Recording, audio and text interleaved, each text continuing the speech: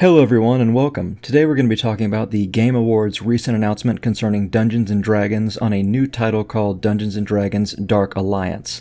Some people might claim it's a long-awaited sequel to Baldur's Gate Dark Alliance, but honestly, I think they're just using the same name for some reason, probably for marketing purposes. If you haven't seen the trailer, it's interesting, but thankfully not an actual gameplay trailer. Anyway, here's the information we have so far and some of my thoughts on the title. Looking at this game, I am cautiously optimistic. I mean, the trailer did not look good, let's be honest and get that out there. It was an interesting take on how trailers are, and again, like I said in the Warhammer Fantasy video on how Games Workshop never makes great video games, the same is true for Wizards of the Coast and D&D. They make passable games, and sometimes good ones, but never groundbreaking great ones, because they, like Games Workshop, are tabletop companies. Even I, a known Forgotten Realms and Drizzt fanatic, and some of you have started following me because, I was on the Dungeon Cast, and some of you follow me because I'm a writer for Faerun History, and you know how big of a nerd I am. Even I can admit that this game probably won't turn a lot of new heads to Wizards of the Coast. However, one piece of good news that seems to be on the grapevine was that the trailer was not an indication on how the game will be played. It won't have weird cameras like that, and by everything I have heard, it will not be virtual reality, which is a very, very good thing. Virtual reality, despite its praise in recent years, is still something that's simply gimmicky. You can't take most VR games seriously unless they're really indie-style games. This game looks like it's going to be close to Vermintide in a lot of ways. Vermintide being the Warhammer 4-person hack-and-slash games developed and published by Fat Shark.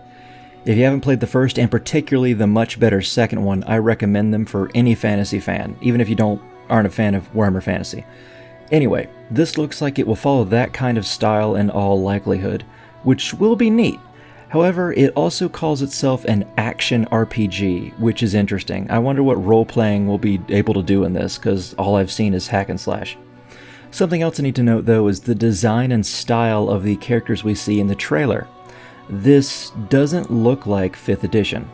And by that I mean, Drizzt, Catti-brie, Bruenor, and Wulfgar do not look like they do now in the canon.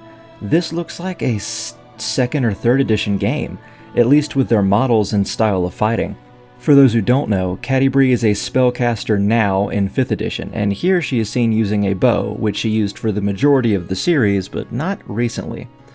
The designs of the other characters also harken back to the days when I first started loving the Drizzt series in the early 2000s, which I also think is a good thing. Don't get bogged down in the 30-plus books, just enjoy them for who they are. Wulfgar also has an odd design, though. I will say that honestly, when the trailer came out, I didn't recognize anybody but Drizzt.